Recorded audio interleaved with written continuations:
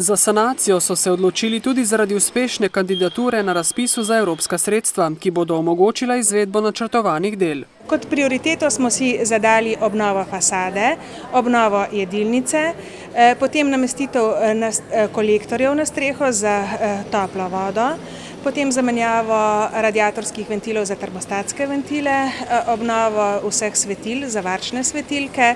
Načrtujejo še manjša dela v pralnici in kotlovnici. Skupna vrednost naložbe je 1 650 000 evrov, vanjo pa sodi tudi nekaj del, ki niso povsem predmet energetske sanacije. Sama energetska obnova pa bo stala približno 1 300 000 evrov.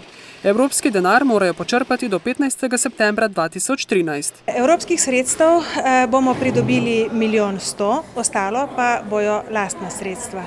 V domu za ogrevanje uporabljajo zemeljski plin, letno pa za ta namen odštejejo med 120 in 150 000 evrov. Z energetsko sanacijo pa upajo na prihranek. Na sami kurjavi okoli 10%, pa tudi pri porabi električne energije tudi približno toliko. Dela bodo v domu potekala postopno, zato upajo, da bo življenje v njem čim manj moteče in prijazno tako do stanovalcev, ki jih je več kot 350, ter skoraj 200 zaposlenih.